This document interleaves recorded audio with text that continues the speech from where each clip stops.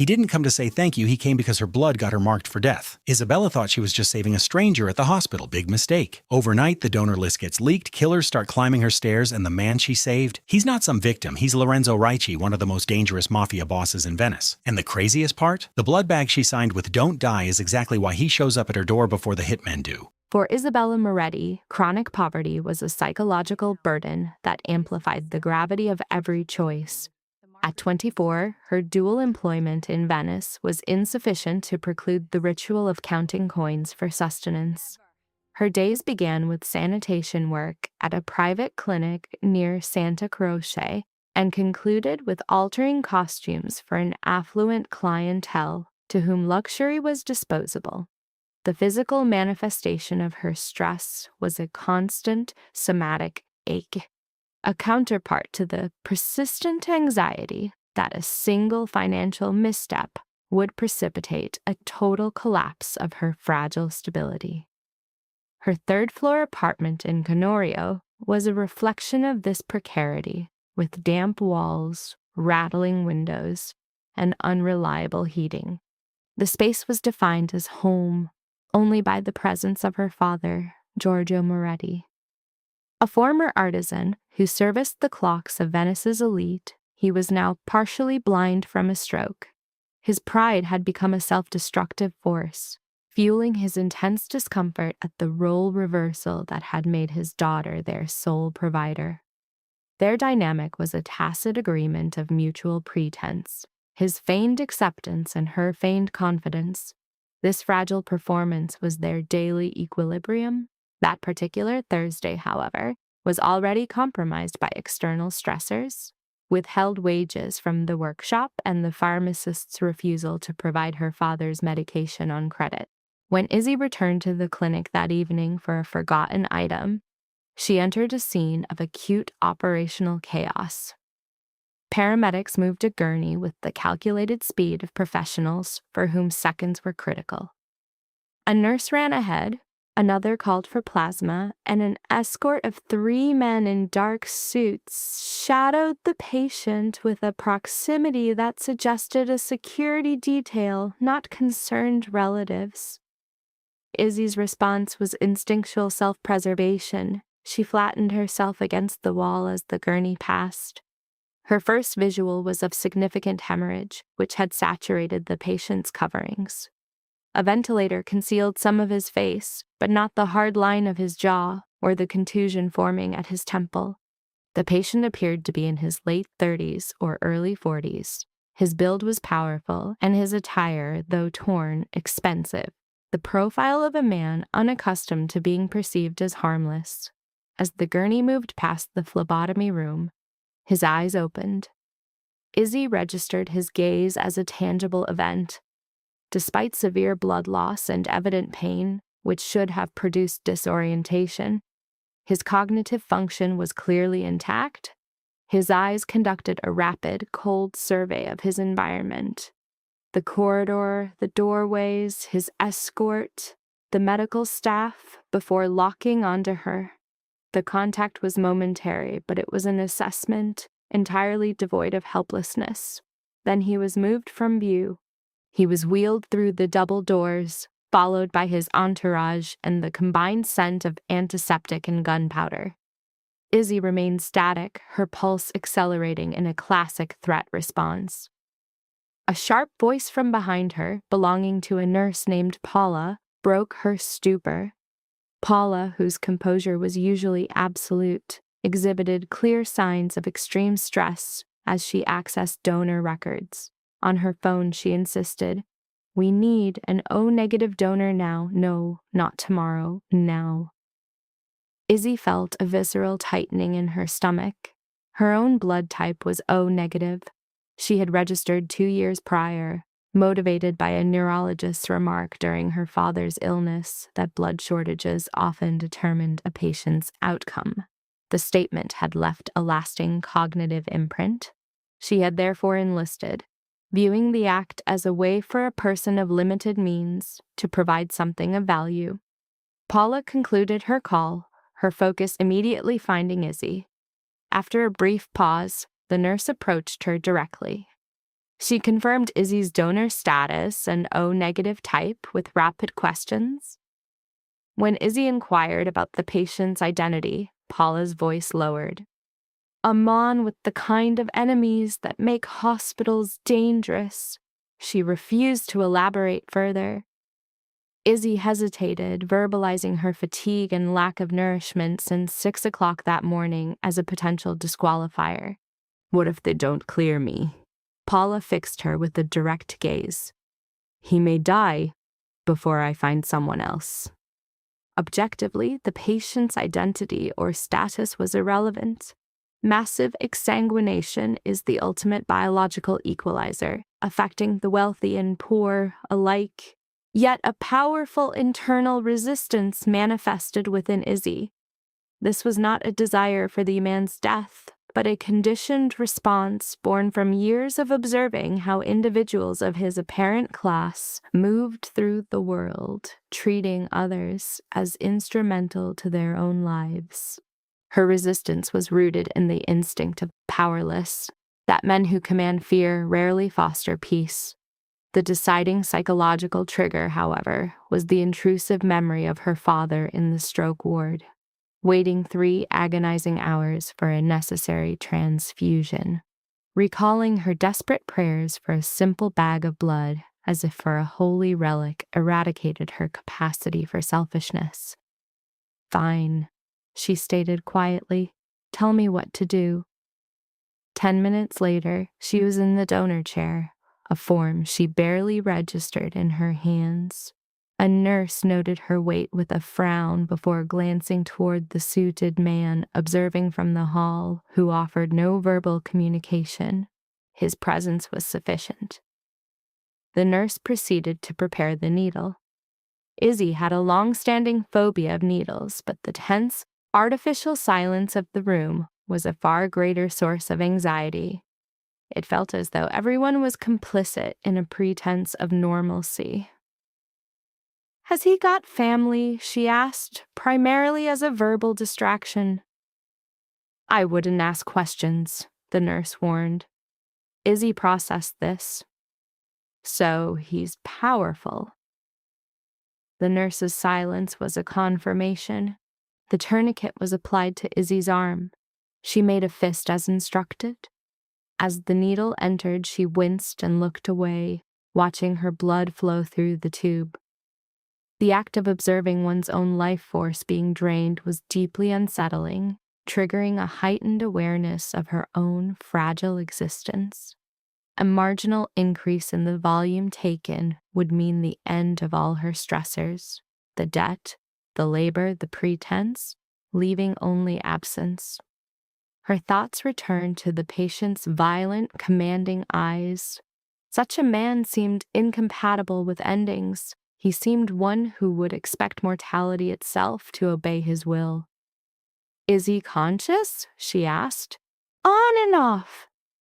"Does he know someone is donating?" The nurse regarded her with a peculiar expression. "I assume he knows someone is trying to keep him alive."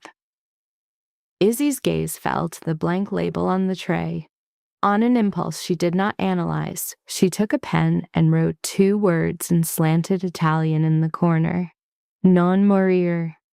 The nurse saw the act and opened her mouth to object, but then thought better of it, affixing the label without a word. When the procedure was finished, Izzy felt lightheaded and cold. She consumed the juice and biscuit provided and waited for the vertigo to subside. The patient's security detail was still waiting in the corridor.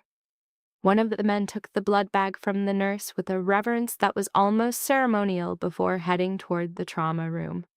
Izzy stood, applying pressure to her inner elbow. As she left, she passed a consultation area just as a doctor emerged, peeling off his gloves. He spoke to a silver-haired man in a dark coat. "We stopped the bleeding for now," the doctor reported.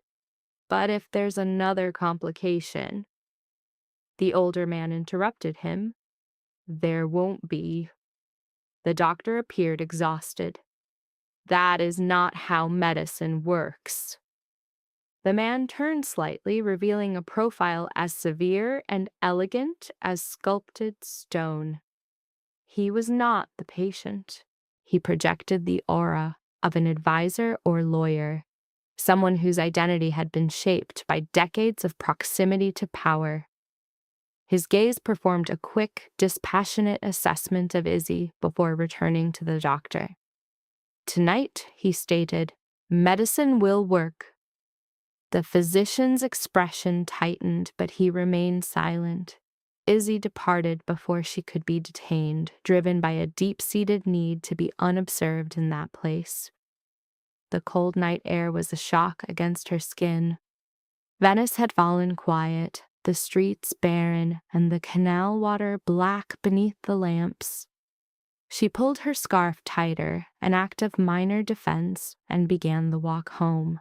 The subject, Izzy, rejected convenient transport, indicating a psychological need for physical exertion as a coping mechanism. Her internal monologue reveals an attempt to compartmentalize the event, reducing the blood donation to a simple, altruistic act as a defense against trauma.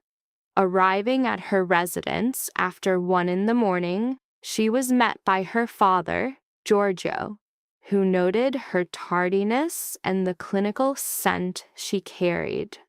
The subject responded with non-verbal appeasement. She initially obfuscated, claiming a delay after work. When questioned, she maintained a calm facade while admitting someone required blood. Her father's response was a rapid shift to alarm. He confirmed her role as the donor, exhibiting frustration and fear. Anticipating his lecture on self-preservation, the subject initiated physical contact and justified her actions with the patient's critical condition. The inquiry about the patient's survival triggered a visual flashback in the subject, a symptom of acute stress. She professed ignorance of the outcome. The subject engaged in routine domestic activity, a common grounding technique. Physical discomfort from the procedure compounded her chronic financial stressors. Despite no tangible change in her circumstances, she experienced a profound sense of foreboding, a classic anxiety symptom. Her sleep was disturbed, marked by physiological depletion and intrusive imagery, specifically recurring visions of the medical event and the recipient's unnervingly lucid gaze, indicating the onset of post-traumatic stress. By morning, she exhibited continued symptoms of exhaustion. Her actions showed a desire to maintain normalcy, performing ablutions quietly to avoid disturbing the paternal figure.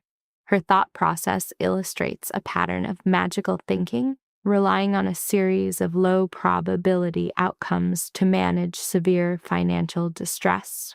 This reliance on negotiating for a 48-hour reprieve or another week's leniency reveals a life structured around precarious temporary solutions. A routine task was interrupted by 3 measured knocks. The subject's analysis of the sound, differentiating it from typical interactions, suggests hypervigilance, as she perceived authority and certainty, which triggered a freeze response. This anomalous visitor contrasted sharply with her established social patterns.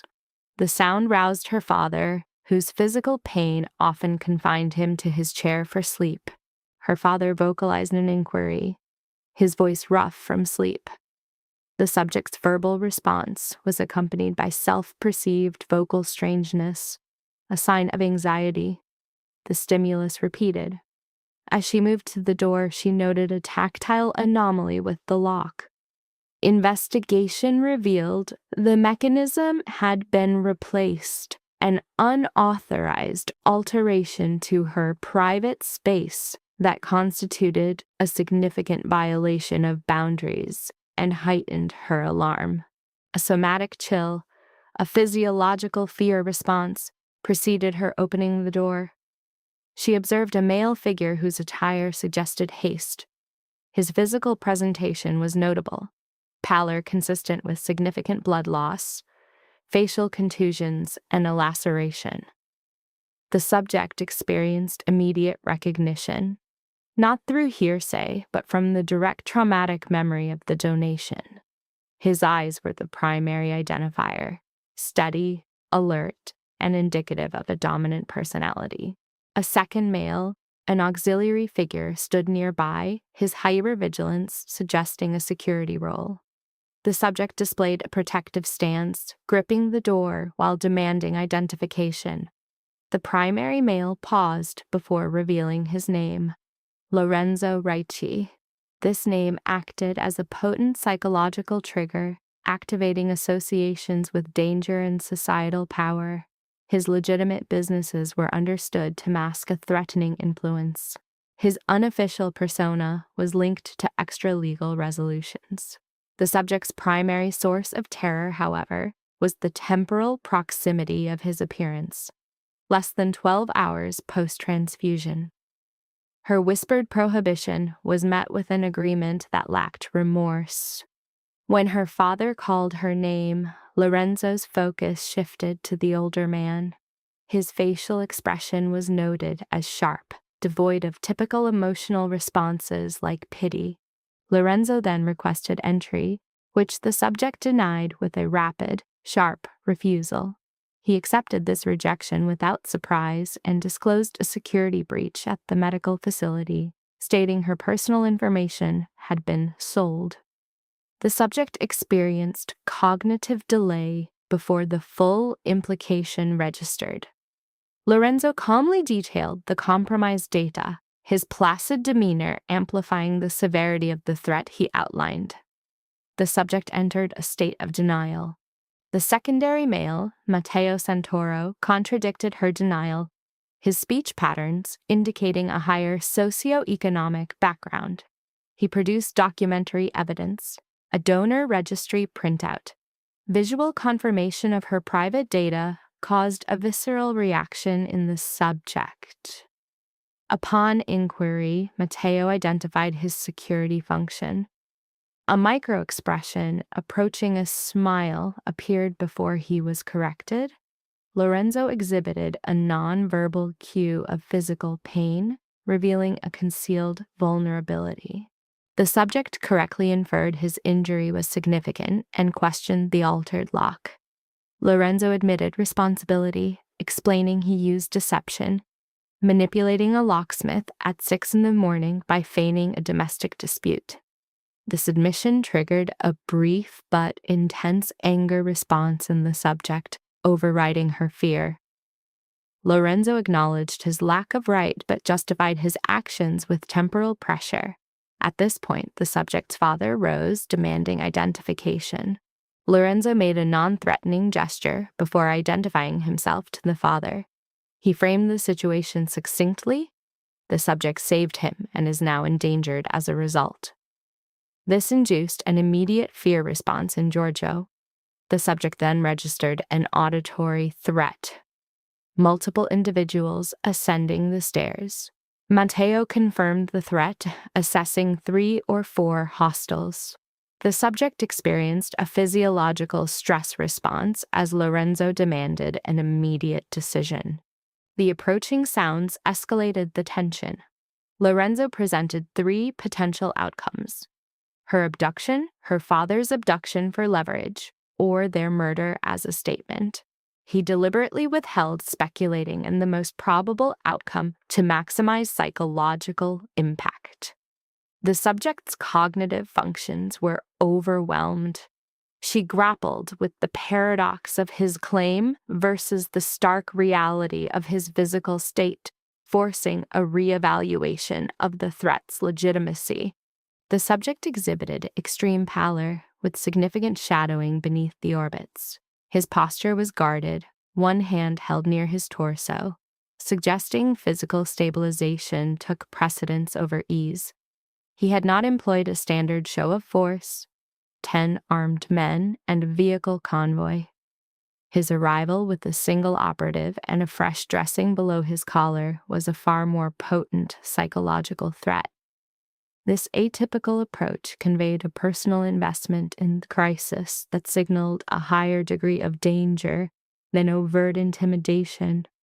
Footfalls ceased at the primary landing. The operative, Matteo, produced a compact, suppressed handgun, holding it at a low ready position with clinical patience. His assessment was blunt. We are out of time. The weapon's appearance triggered an involuntary respiratory response in Izzy. Giorgio's protest, "No guns in my home," was a futile assertion of domestic norms. Lorenzo presented a slight cephalic turn, then offered a solution. "Then let us leave it." This statement triggered a predictable, hostile response in her. "Leave," she retorted. "Go where?" "A secure apartment near Giudecca, a temporary location first. Then we will determine the next steps." "You will determine, you mean?" His gaze intensified. "No, I am making a significant effort not to." This admission of vulnerability was more destabilizing to her than arrogance would have been. An auditory disturbance occurred outside the door. Not a knock, but a subtle scraping, consistent with a probe of the frame. Matteo reacted with immediate tactical repositioning, weapon raised. Lorenzo's tone remained low and severe. "Izzy," she faced him. "When you render aid to a man of my profile," he stated, "the world takes notice in the most negative way. My presence here precedes theirs. That is the sole tactical advantage we retain." Another scrape, then auditory void. From behind her, Giorgio murmured, "Bella, go." She pivoted. "What?" His sightless focus located her respiration. "Do you believe I fail to comprehend this situation? Individuals who move with such purpose are not here for discourse. If this man's assessment is accurate, you must leave." Unexpected lacrimation stung her eyes. "I will not abandon you." "You are not abandoning me," Lorenzo interjected. "You are bringing him with you." Izzy froze. Lorenzo directed his gaze toward Matteo. "Acquire the old man's coat." Before she could object, Matteo was in motion, crossing to the chair and lifting Giorgio's heavy winter garment. He performed the action with a swift, functional care that was neither servile nor brutish. It was the efficiency of a man who understood that panic is a temporal liability. Izzy remained fixed at the threshold. Lorenzo further modulated his voice downward. "This is the final moment in which my request can remain polite."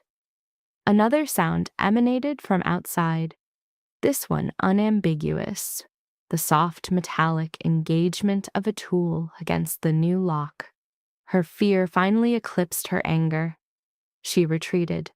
Lorenzo crossed the threshold, and in that singular motion, with her terrified father behind her, armed hostiles at the door, and Venice's most formidable figure entering her home over a blood debt she unthinkingly incurred, Isabella Moretti grasped the new definition of her existence. The next morning, she opened the door and the paradigm shifted. Subsequent events unfolded with a velocity that precluded composed fear. Matteo secured the door noiselessly behind Lorenzo, then swept the apartment with the assurance of one who had already performed a mental vulnerability assessment. He glanced at the kitchen window, the narrow hall, and the rear door opening onto a small service balcony over the canal. The residence was indefensible and offered no clean egress. Izzy read this conclusion on his face before he spoke. "The frontal exit is compromised," he stated softly. "Balcony," Giorgio, though visibly pale, commendably abstained from superfluous questions. He accepted the coat from Matteo, fumbling only momentarily with the sleeve. Lorenzo registered the lapse. He registered all stimuli. He had advanced only 3 paces into the room, yet his presence altered its spatial dynamics, even while injured and pallid. The apartment seemed to reconfigure itself around him. He stood by the table, one hand braced on a chair, respiration controlled, expression neutral, processing the faint acoustics from beyond the door. He displayed no panic, no overt urgency, only a formidable concentration that explained to Izzy both why men were loyal to him and why others sought his termination. "Are they your men?" she inquired, noting the attenuated quality of her own voice. "No. How can you be so certain?" "Because my operatives would have knocked first." This clarification offered her no comfort. A sharp, metallic noise came from the hall, followed by a low expletive, muffled by the door. Matteo looked at Lorenzo. "They have brought tools." Lorenzo gave a single nod. "We are moving." He moved toward Giorgio, as if to offer support, but Giorgio recoiled slightly. "Do not touch me." Lorenzo ceased his advance instantly. "As you wish." The fact that a man of his stature would respect such a refusal created a cognitive dissonance that destabilized Izzy. Matteo was already at the rear door, assessing the narrow balcony and the corroded stairs affixed to the exterior wall. "It will support our weight," he reported. "Probably." "Probably," Izzy echoed. Matteo glanced at her. "This is not an opportune time for engineering assurances." The activity at the front door intensified. Giorgio located Izzy's wrist. "Go first," he urged. "No, Bella." She turned to face him, and at that moment Lorenzo spoke. "You will go second," he instructed her calmly, "and Matteo first, then your father. You will be last." Izzy stared at him. "And you?" "I will secure our exit.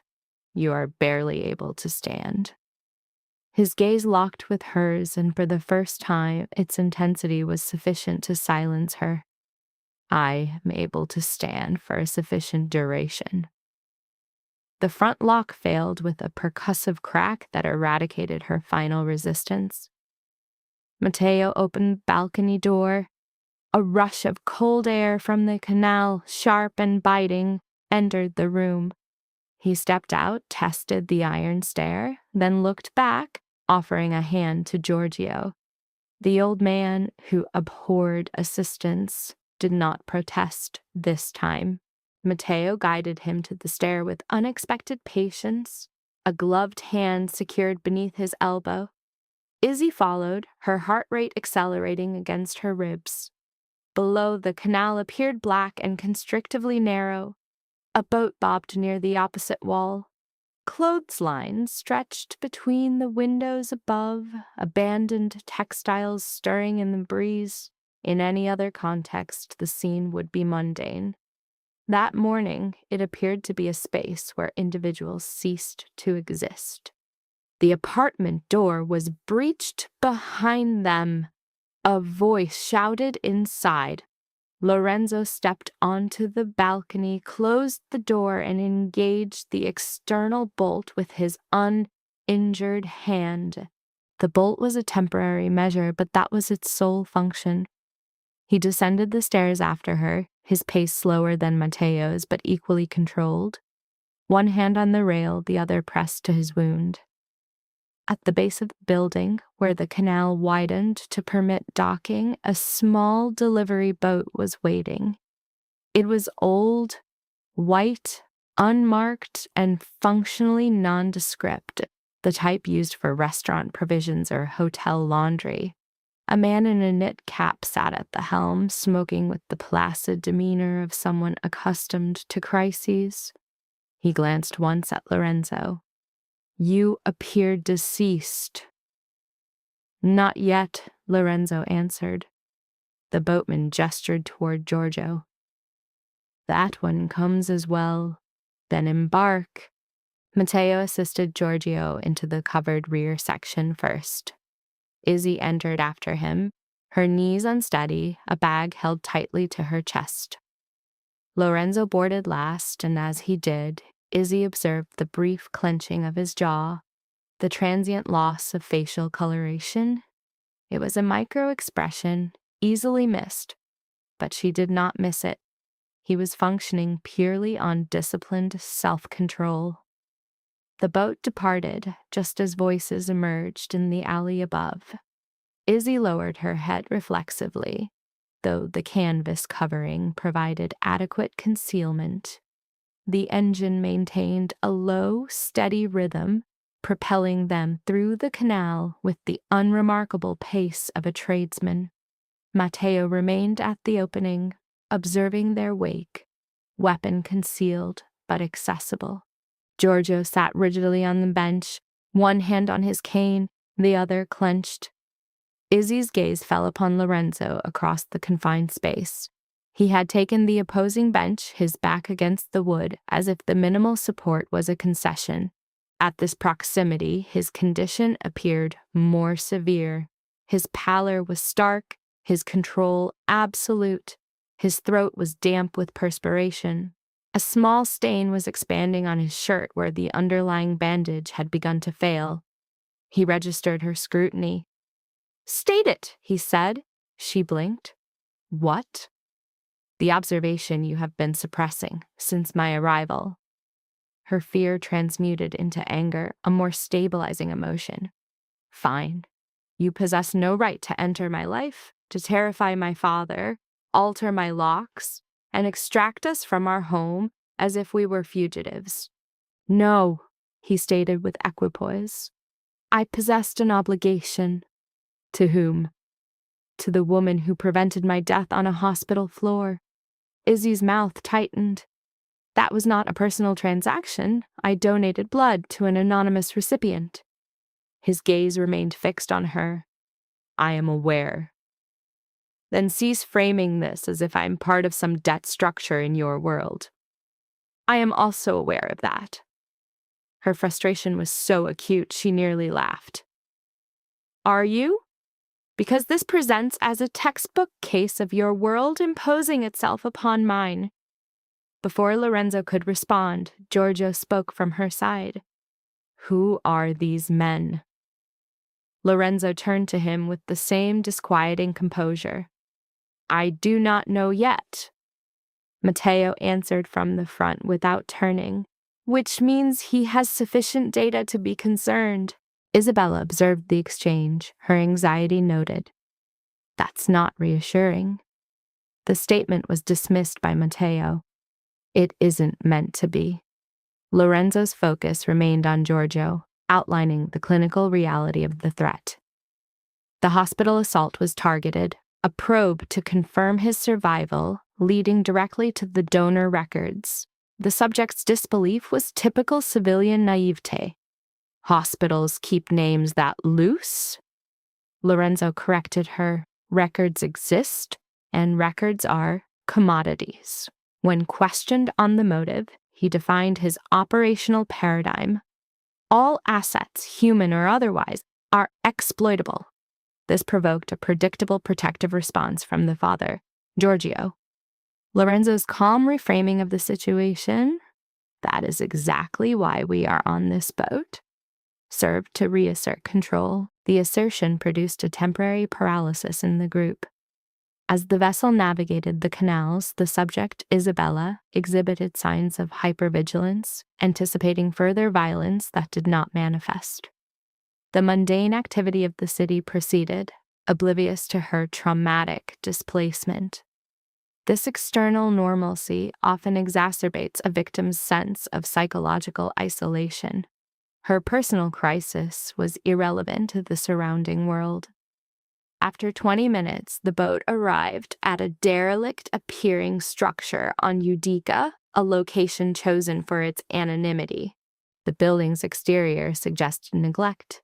Worn plaster, damaged green shutters, no signage.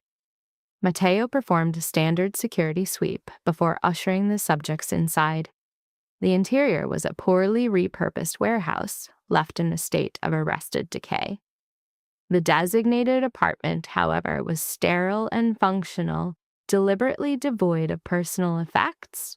This absence of personalization is a common feature of transient safe houses, environments engineered for anonymity and psychological containment. Matteo then issued a direct command defining the immediate parameters of their confinement. The subject, Isabella, questioned the duration of her confinement.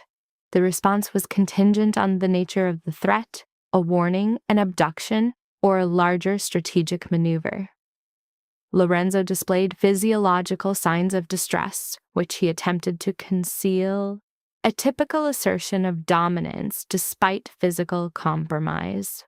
Both the subject and Matteo noted this vulnerability. Matteo's suggestion of medical aid was ignored.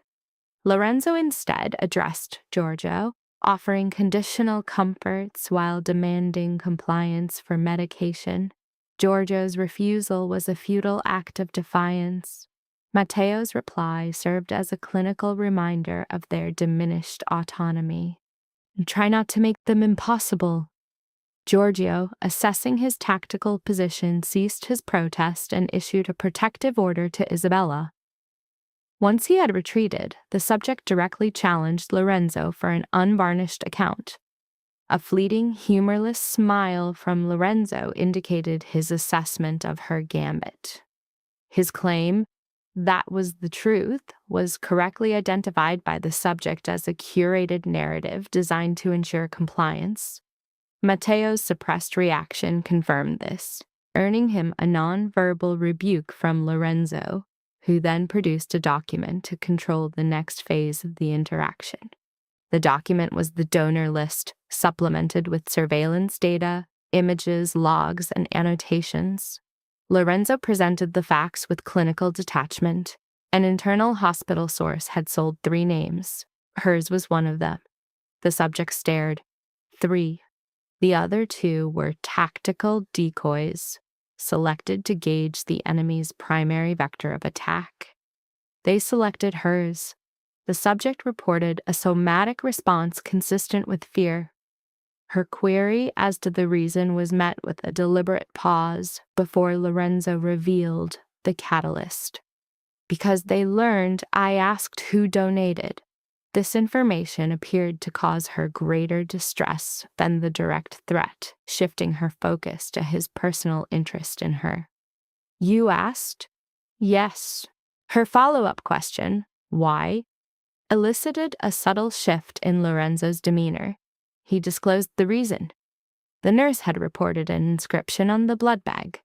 The subject went still. He stated it with detached calm. Non moraira. A physiological shame response was noted in the subject's face. Her self-recrimination, that was stupid, was expertly reframed by Lorenzo as, it was human, a technique to foster a bond by validating a victim's vulnerability. Matteo interrupted, observing Lorenzo's wound. Lorenzo's immediate postural correction was a reflexive display of narcissistic defense, met with Matteo's dry clinical assessment. Lorenzo issued a series of directives designed to isolate the subject. Her defiant response, and if I refuse, was met with his assertion, you won't. He reinforced this by referencing the physical mark of her donation, linking her act to their shared crisis and reframing it as an issue beyond simple fear. Before she could process this, a momentary lapse in his physical composure occurred. It was a brief but critical display of vulnerability, which, if not for Matteo's quick intervention, might have been missed or dismissed by the subject. Matteo provided physical support. Lorenzo's reaction was anger, not at the pain, but at the exposure of weakness. The subject, Isabella, remained immobile. This event shattered her perception of Lorenzo as an invulnerable archetype.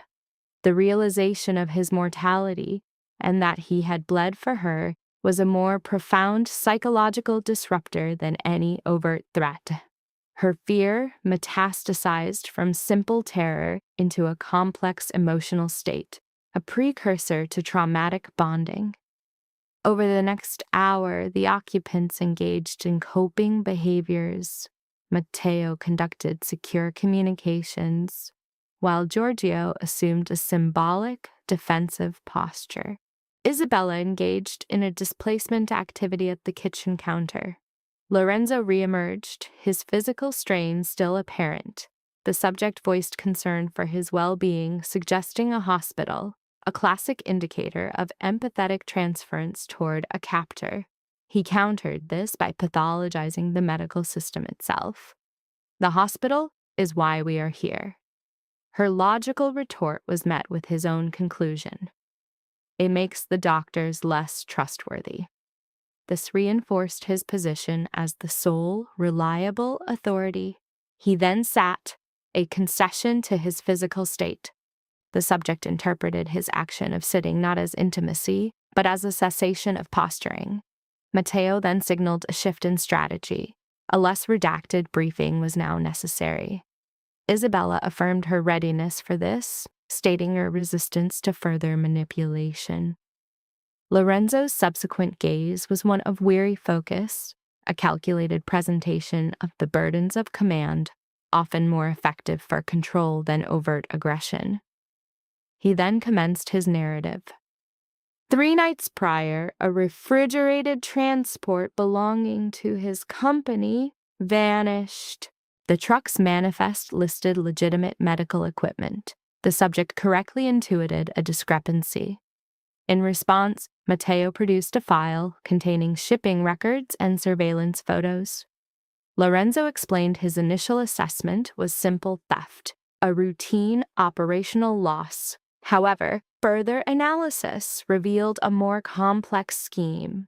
The vehicle was deliberately diverted, its contents manipulated and then reintegrated into the supply chain with falsified documents to mask the event. The subject absorbed this information. So someone used one of your shipments, the subject summarized. Lorenzo's correction, one of my legitimate shipments, highlighted a critical distinction for him. Her incredulity was met with his simple assertion, to me. This reveals a compartmentalized morality common in such personality structures. When asked about the true cargo, his tone shifted. He disclosed counterfeit anticoagulants and unregistered transport units, indicating a supply chain compromised at multiple points before his involvement. The implications were conspiracy with operatives in procurement, distribution, and medical receiving. The subject verbalized the core issue. Fake medicine. Lorenzo confirmed, adding the probability of diverted blood products. The gravity of this, people die from that, was noted even by Giorgio. Lorenzo's quiet affirmation, yes, was a detached acknowledgement of lethal consequences. The subject correctly deduced his role. And you found out, he clarified, I found enough to become inconvenient. The shooting was one reason, he implied, but there was another, indicating the conspiracy extended beyond simple medical fraud. The organization was also leveraging donor records to identify individuals with rare blood types for future coercion. The subject displayed a frown, a clear nonverbal sign of moral conflict. The query of motive was posed and answered by Matteo with the principle of economics. Scarcity dictates value. Izzy's observation that they were discussing human blood as a commodity was met with Lorenzo's unaltered expression. In certain markets, he confirmed, it is precisely that. A visceral wave of revulsion was reported by the subject. She verbalized her awareness of this criminal underworld. I was aware of its fragments. I did not grasp its infiltration of the hospitals until 3 days prior, and presently my knowledge is sufficient to warrant my execution in a loading bay at 2 a.m. She closed the file with excessive force, an outward projection of internal distress. And my donation has implicated me within it. You were forcibly integrated, he corrected, a subtle reframing of her agency. That alters nothing. It alters the element of your culpability. Izzy exhibited a sharp, audible exhalation. Do not engage in that behavior. His gaze narrowed, a micro-expression of inquiry. Engage in what? Address me as though you can negate guilt with a carefully constructed sentence delivered in a specific cadence. A flicker of surprise, or perhaps reluctant respect, crossed his features. My intent is not to charm you, he stated. No, her vocal pitch escalated uncontrollably. You compromised my locks, extracted me from my residence, and traumatized my father. Now you reside in a secure location, informing me my own blood may have placed me in a criminal distribution network. That sounds remarkably like the start of a man attempting to manipulate the emotional state of the room. Matteo glanced at the ceiling briefly, a gesture suggesting a plea for patience. Lorenzo conversely remained perfectly still before offering a single nod. Your assessment, he stated, is fair. This calm validation partially diffused the intensity of her anger. He spoke again before she could formulate a response. I am conditioned to control. To apologize for it would be insincere, but I am providing you with the truth now because dishonesty would provoke you to either flee or to act on rage. I can withstand one of those outcomes. I am less confident that you can. The directness of the statement was impactful because of its near-functional utility. Izzy re-examined the documents. A photograph was clipped to the final page, partially hidden. She detached it, and her posture became rigid. It depicted the interior of a loading bay where two men were moving crates from a refrigerated vehicle. A corner of one crate was damaged, revealing smaller black cases stamped with an unfamiliar gold symbol. Recognition followed. A lion wearing a crown. Her pulse became erratic. What is it? Matteo inquired. Izzy clutched the photo more tightly. I have seen this before. Lorenzo's focus intensified immediately. Where? She swallowed. At the workshop? Matteo's brow furrowed. The costume workshop? Yes. Lorenzo leaned forward. Though the motion was measured, it betrayed an underlying urgency. Elucidate now. Izzy focused on the symbol.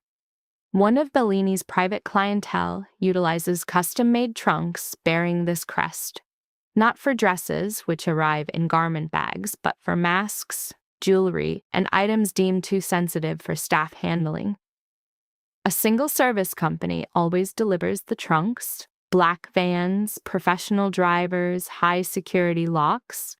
Which client? I do not know his legal name. She accessed her memory. Ah, Bellini refers to him as continue in private, as he never smiles and perpetually wears black gloves. He procures costumes for private functions, masquerade balls, and charity galas. He sometimes leases entire collections for his guests. Matteo and Lorenzo exchanged a glance too swift for her to interpret. You are familiar with him, she stated. Lorenzo's tone remained neutral. I am aware of him. That signifies yes. It signifies he functions through foundations and shell corporations, Matteo clarified. High society events, hospital fundraisers, restoration projects, church endowments. Superficially immaculate. Izzy studied the photograph, processing the information. He was present at the workshop on Monday. Are you positive? Yes. What makes you recall Monday with such specificity? Because that was the day Bellini instructed me not to look up when the client made his entrance. A mirthless half-smile touched Lorenzo's lips. And did you comply? Naturally. This elicited a brief, genuine reaction from Matteo, something akin to amusement. Izzy disregarded him and continued. Bellini had me completing beadwork on a silver half-mask in the rear room. The client was on a phone call in the front office. His tone was agitated. He repeatedly used the word donors. I assumed at the time he referred to gala benefactors. The wealthy often use that term when seeking recognition. But now she glanced down at the image. Now I suspect he was not referring to money. The apartment became silent once more. Lorenzo rose with uncharacteristic haste, bracing himself on the table's edge to mask the momentary loss of balance. But Izzy observed it, as did Matteo. "Sit down," she instructed, the words escaping before she could restrain them. Lorenzo looked at her. "Sit," she reiterated. "You are not permitted to have a dramatic collapse while providing intelligence." Matteo's mouth twitched. To her astonishment, Lorenzo complied and sat. The act should have been inconsequential. It was not. He loosely clasped his hands, then fixed her with a level of concentration that made her regret her choice of words. Her strong, unsafe words. "Recount every detail you remember from Monday," he commanded. So she did. She described the trunk, the crest, Bellini's anxious demeanor, the black-gloved client, and the one sentence she had overheard clearly because it seemed nonsensical then. "Keep the clean list separate from the public list." When she concluded, Matteo was already transcribing her statement. Lorenzo remained motionless for several moments. Then he spoke. "That constitutes the first significant intelligence breakthrough we have had since the shooting." Izzy stared. "On my account? Because you were observant when others would have averted their gaze." She broke eye contact first this time. From the bedroom entrance, the sound of Giorgio's cane tapped once on the hardwood. "Bella," he said, his voice weary but clear, "if your place of work is connected to these individuals, it is no longer safe for you to return there. I am aware, and if this man's adversaries have your location, this apartment is compromised."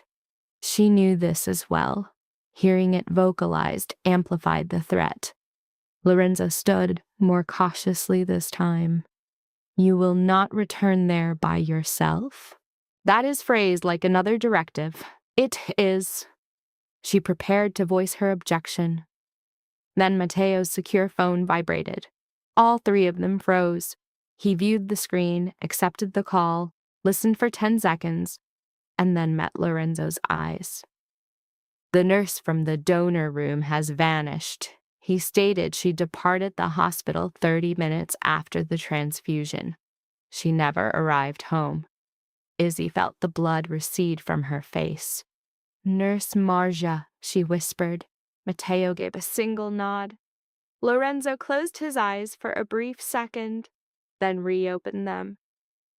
When he next spoke, his voice was devoid of the minimal warmth it had acquired over the last hour. "They acted with more speed than I anticipated." Izzy gripped the chair next to her for support. "Because of me." Lorenzo's gaze locked with hers. "Because you are no longer the solitary witness."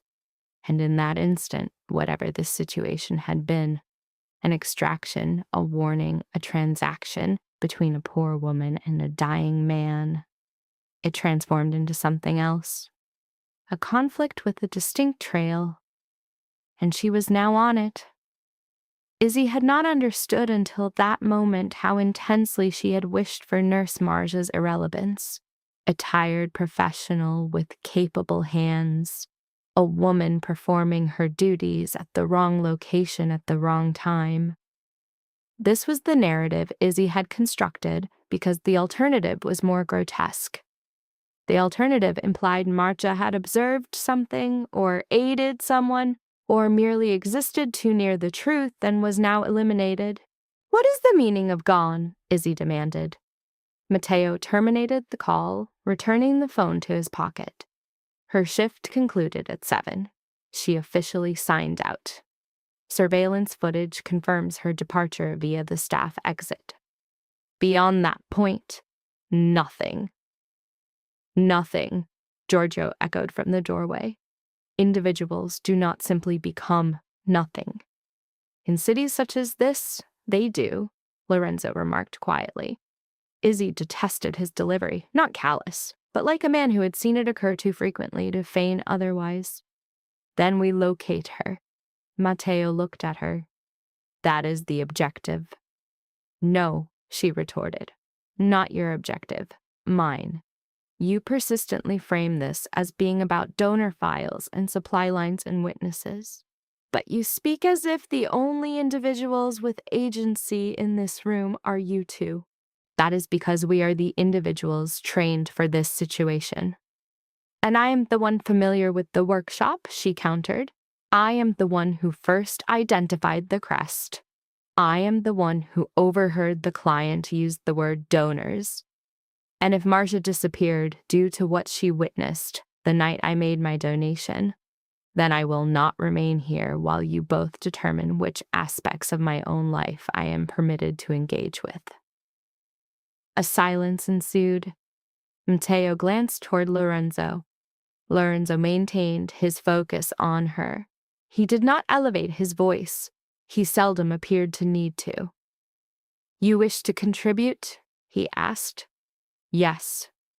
Then comprehend something before we proceed. Contributing is not synonymous with winning. It is not synonymous with being courageous. It is not even synonymous with being consistently useful. Sometimes contributing requires one to listen when every impulse dictates moving forward. Izzy held his gaze, and sometimes listening is merely a more refined term for obeying. An unreadable emotion shifted in his eyes. He then gave a single nod. Yes, sometimes it is. That admission should not have made trusting him easier. Yet it did. Matteo placed the folder back on the table. Bellini opens the workshop at 10. Private clientele typically arrive after noon. If the man in black gloves is connected to the counterfeit network, the workshop could be one of multiple soft fronts for discrete transactions. Luxury enterprises are valuable for this. Wealthy patrons, irregular billing, and delivery schedules that arouse no suspicion. The subject, Izzy, initiated a cognitive reframing of her environment. The restricted rear chamber, the clandestine fittings, the sealed containers she was forbidden to access. Stimuli once processed as markers of wealth were recategorized as potential evidence. The operative Matteo posited that Bellini lacked the temperament for direct criminal involvement, suggesting instead that his premises were being utilized by a third party. The paternal figure, Gio, then moved to the table, his posture indicating discomfort over dignity. He issued a directive. His daughter would not return to the location unaccompanied. Matteo clarified that solo deployment was not the intention. Lorenzo's facial musculature showed a subtle increase in tension. No, the monosyllabic refusal was absolute. Izzy challenged his declaration. He countered that her return to the workshop was no longer her decision, given its link to the individuals who had invaded her residence that morning. The subject presented a counter-argument. Her removal would eliminate the sole asset capable of navigating the environment without suspicion. Lorenzo displayed signs of cognitive dissonance, acknowledging the strategic validity of her point while clearly resisting the associated risk. Your cover is compromised, he stated, if your identity is known. Her retort indicated this was contingent on Bellini's awareness. For this possibility, she offered no contingency. Before the impasse could solidify, Matteo proposed an alternate tactical approach. Citing Bellini's trust in her, he outlined a scenario involving a pretextual phone call. A feigned illness would elicit predictable complaint, while a claim of a forgotten item might grant post-hours access. Izzy provided a behavioral analysis. Bellini abhorred interruptions after 6 o'clock. With a private client, entry would be denied. That denial itself would yield intelligence, Matteo observed. Lorenzo shifted his weight, the controlled motion betraying persistent pain in his side. He issued a command, "Make the call, now." The subject's query confirmed the immediacy. Now. Izzy produced her mobile device, but paused, recalling a prior security protocol. You instructed me not to use my phone for external calls, she stated to Mateo. He produced a compact signal-blocking pouch, sliding it toward her, placed the device inside. She complied, dialing Bellini's number from memory. The target answered on the fourth ring, his tone already indicative of irritation. Isabella, are you aware of the time?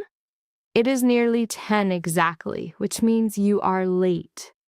She paused for a moment, composing her response. I am not reporting for duty this morning.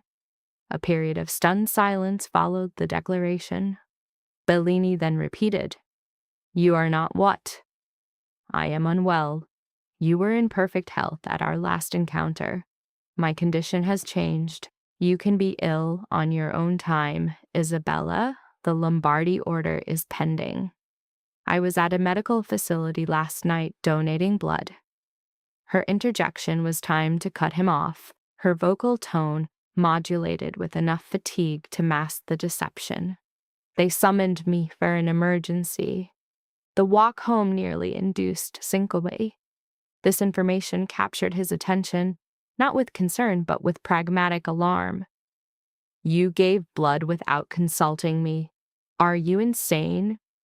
Your hands exhibit tremors if you miss a meal. You believed exsanguination would be an improvement? Izzy observed Lorenzo. His facial expression had become a mask. It was not premeditated, she said. Bellini exhaled with audible force. Fine, remain at home today. But your absence tomorrow will result in your replacement for the belladonna fittings. Before terminating the call, she introduced a probe. Did Continuo visit this morning? The silence on the line became palpably tense. Bellini's voice, when it resumed, was artificially casual. Why, no reason. I left my thimble in the rear workroom yesterday. The silver one? I thought if he were present, I would delay my arrival. That will not be necessary, Bellini replied with excessive haste. There are no clients at present. Izzy sensed both Matteo and Lorenzo increased their focus on her. Are you certain? She pressed. Because I can retrieve it after lunch if... No. Bellini's tone became rigid. You stated you were ill. Be ill correctly, Isabella. We will communicate tomorrow. He terminated the connection. Izzy lowered the phone with deliberation. He was deceptive, Matteo stated. Affirmative. What is your indicator? Because he never refers to private patrons as clients in conversation with his staff.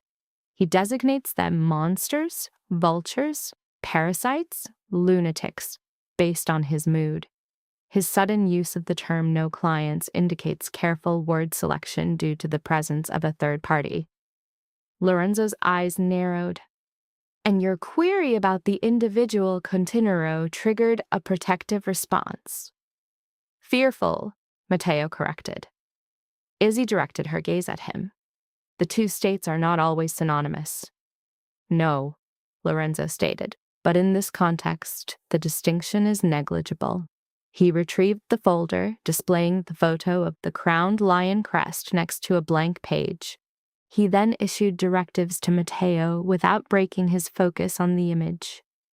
Scrutinize customs manifests and event rentals linked to Bellini's workshop for the last 6 months, specifically charitable entities with medical affiliations.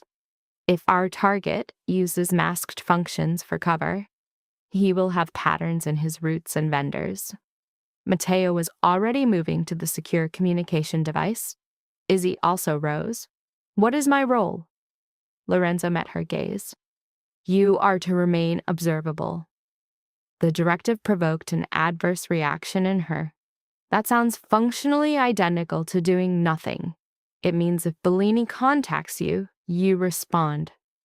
If you receive a text from the workshop, you reply in character. If you recall any further details, you report to me without delay. And should I require you in a field capacity, you will deploy and exfiltrate precisely as ordered. You have a profound aversion to not being in control. A trace of humor materialized on his face, more than is medically advisable. Before she could form a retort, Matteo spoke from across the room. We have more. He returned with his device and displayed the screen. The asset was a still from a hospital service corridor, time-stamped early that morning. Nurse Margot was visible near an exit, a bag on her shoulder, her head angled toward an off-camera individual. Her expression was tense but not fearful. Then Izzy processed the detail that triggered a visceral, sinking sensation. Margot was holding a garment sleeve of silver fabric with a hand-beaded cuff.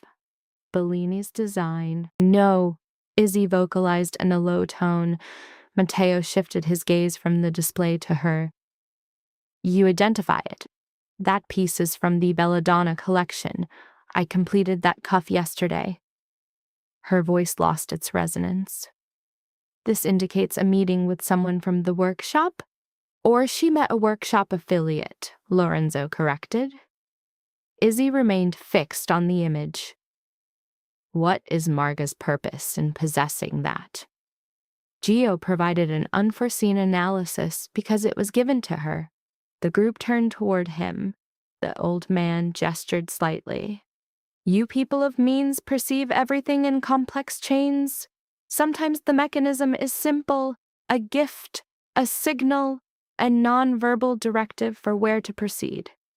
Izzy examined the screen again, and his assessment was suddenly correct. Not a random piece of clothing, not a stolen item, but a marker.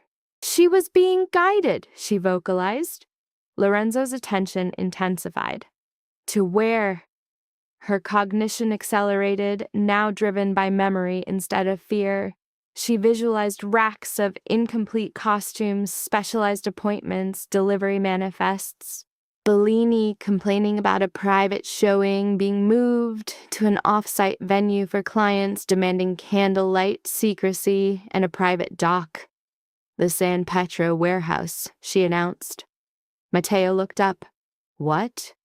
An old receiving depot exists near the church docks. Bellini utilized it twice during Carnival for clients demanding fittings away from his primary location. No signage, only a side door and a loading bay on the water if an individual wished to meet a nurse covertly avoiding the city's main thoroughfares.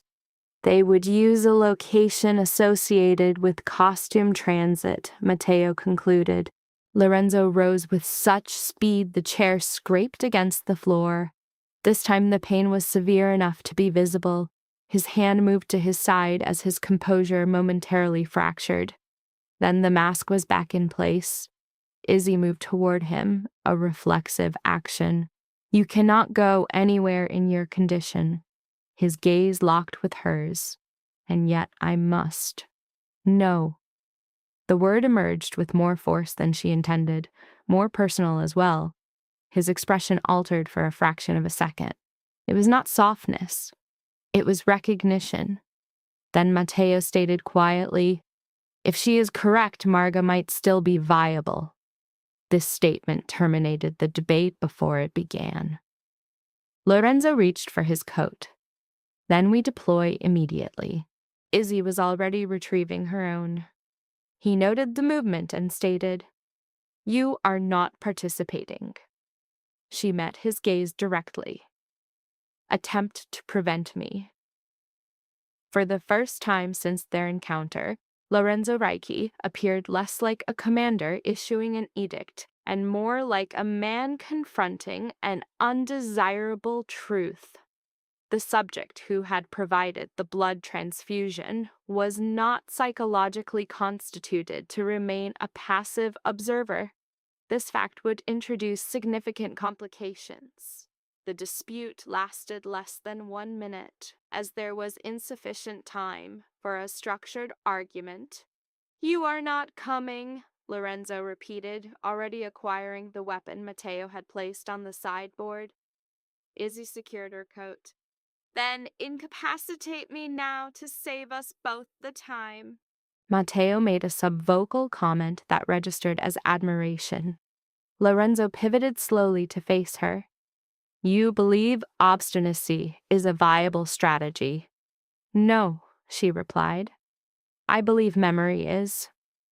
I possess knowledge of Bellini. I know that warehouse. I can differentiate between a client fitting and a clandestine transfer.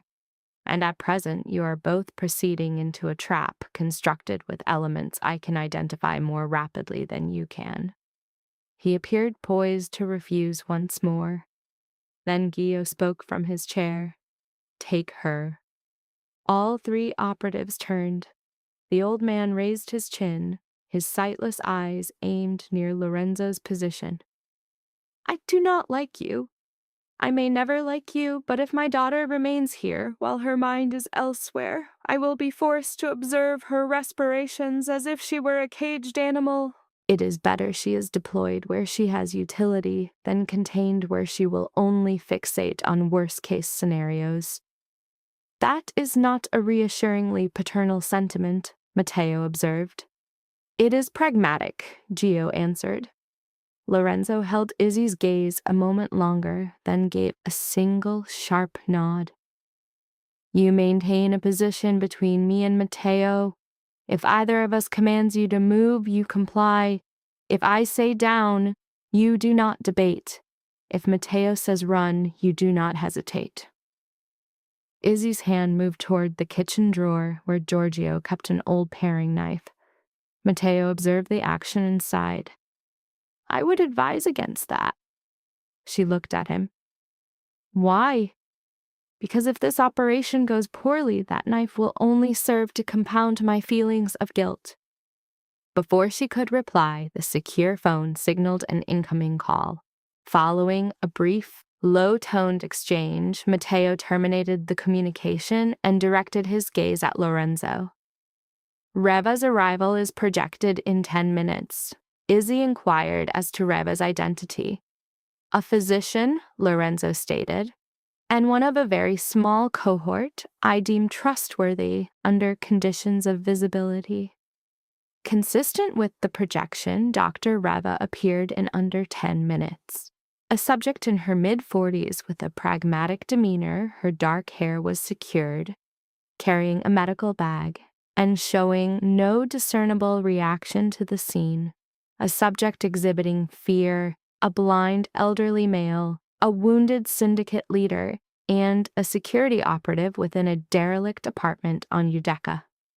She examined Lorenzo's torso in the kitchen, her method suggesting a desensitization to the moral status of her patients.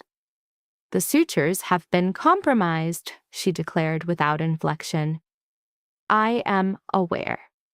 Self-awareness grants no advantage. I am not seeking advantages. No, she countered, observing the blood seepage beneath the bandage. You are seeking self-preservation while exhibiting self-destructive behavior. Izzy might have registered amusement had the atmospheric tension not been so pronounced. Dr. Reva debrided and redressed the injury with practiced efficiency, placed new dressings in Lorenzo's coat, and then addressed Izzy. Should his complexion become ashen, he is to be seated. If he claims to be well, he is prevaricating. Should he hemorrhage again, you will apply pressure here. She indicated a precise location inferior to his ribs. Forcefully, Izzy assented before processing the implication. Dr. Reva then assessed Giorgio's blood pressure, adjusted his medication protocol, and informed him that his departure from the apartment was medically contraindicated. The old man offered a token resistance to preserve his sense of agency before complying, aware he had secured his primary objective by dispatching Izzy with the others. 5 minutes later, they were mobile. The transit to San Pedro warehouse was brief by private watercraft, and briefer still for those with knowledge of which canals to bypass. Matteo piloted on this occasion, navigating a low-profile black launch with one hand while scanning for threats with the other. Lorenzo sat near the bow in a dark overcoat, angled against the wind as if a physical chill were a preferable stimulus to internal stillness. Izzy was positioned opposite him, initially nonverbal, as her numerous thoughts were assessed as non-constructive. It was Lorenzo who initiated dialogue. "Bellini," he began, "assess his loyalty." Izzy considered the proprietor, with his perfumed accessories, expensive grievances, and palpable fear of displeasing his affluent clientele. To currency? Absolute. To peril? Non-existent. Therefore, he will cooperate under duress. He will cooperate if subjected to an intimidating gaze. A fleeting expression of amusement registered on Matteo's face. Lorenzo merely nodded. "Good." Izzy observed him. "You speak as though fear were a language. It is, and you are a fluent practitioner." His gaze met hers, dark, fatigued, and unnervingly stable. "I was raised in it." She broke eye contact first. By the time their vessel docked behind the warehouse district, the metropolis had adopted its late morning operational rhythm. Commerce, labor, bells, the sort of normative activity that facilitates covert and malevolent events. The San Pietro warehouse was situated half a block from the water, its brick facade unremarkable, featuring 2 shuttered upper windows and a large loading bay door marked by years of impact and corrosion. Izzy's previous exposure to the location was limited to 2 occasions, both during carnival season when Bellini required a larger, more discreet fitting area for patrons who valued secrecy as much as public display. She possessed adequate knowledge of the front layout, the reception zone, the changing screens, the clothing racks, and the rear office with its faulty lock. More critically, she recalled a side entrance accessible via a narrow passage that Bellini utilized for moving merchandise without inciting gossip among delivery personnel. She guided them to it. The alley held the faint scent of moisture and old masonry. At its terminus was a steel door painted the same drab gray as the surrounding wall. It was predictably secured. Matteo assumed a low posture, inspected the frame, and then looked up. Alarm system wiring shows recent severance, meaning, Izzy subvocalized, they desired a secure entry, not a monitored one. Lorenzo moved into her proximity, his body heat palpable in the cold air. "What is your confidence level regarding Marja's presence inside?" "I have none," she conceded, "but if Bellini provided the belladonna sleeve as a signal and he employs this site for private dealings, this is the logical starting point. That is a candid assessment," he observed before she could reply. A sound faintly permeated the door. A woman's cough, not loud, not theatrical, but sufficient. Matteo and Lorenzo exchanged a single glance. Then Matteo manipulated the lock. Internally, the warehouse was dimly lit and colder than the exterior. "She is present." "I am aware," he replied. "That does not equate to a clean scenario." Matteo navigated around the initial rack of costumes, his weapon held in a low, ready position. He scanned the blind spots, the floor, the partitions, and the overhead walkway. Lorenzo released Izzy's wrist only to maneuver her behind his own body. She felt an aversion to the gesture and a stronger aversion to her own compliance.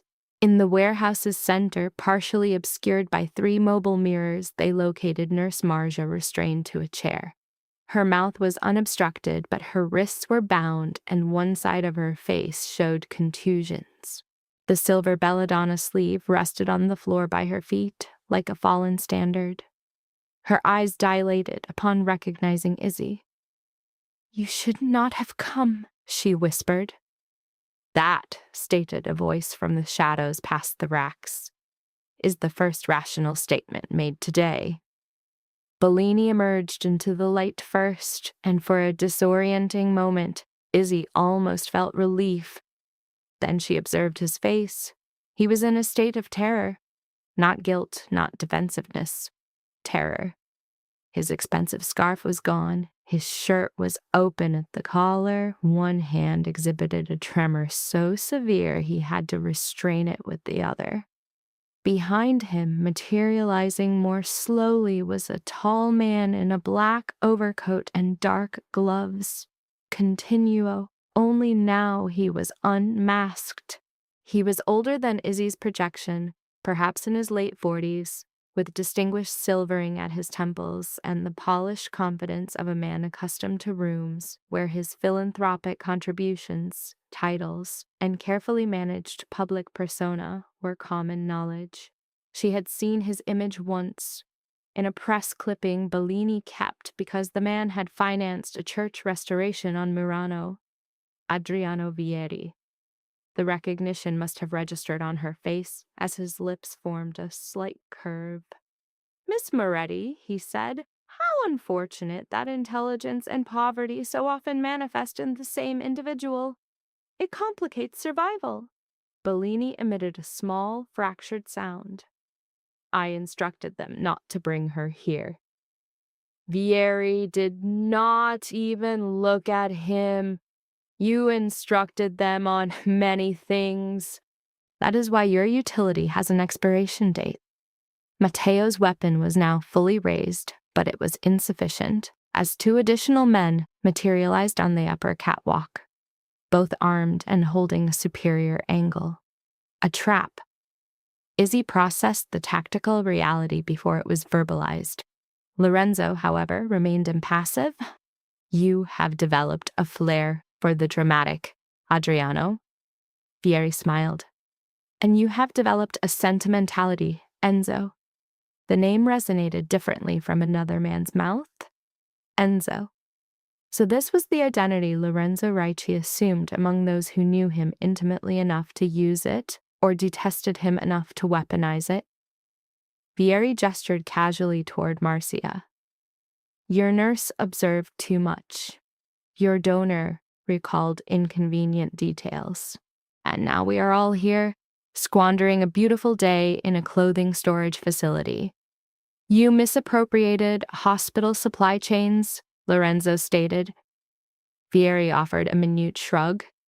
"Supply chains, donor registries, private solicitations. The affluent have always grasped one simple truth better than the poor. Life can be prolonged, enhanced, or saved if one possesses sufficient capital. I simply structured the marketplace." Izzy felt a wave of nausea. "You mean you trafficked in blood?" "I mean I sold access," he corrected. "Blood, tissue matching, donor geography, rare type prioritization. The amounts people are willing to pay when a child is terminal, or an heir, requires a transplant, or a public figure necessitates discretion are astounding." Bellini made another noise, a hybrid of a sob and protest. "I merely leased the venue. I was unaware of the other activities." Vieri's smile lost its warmth. "You were aware enough to engage in creative invoicing."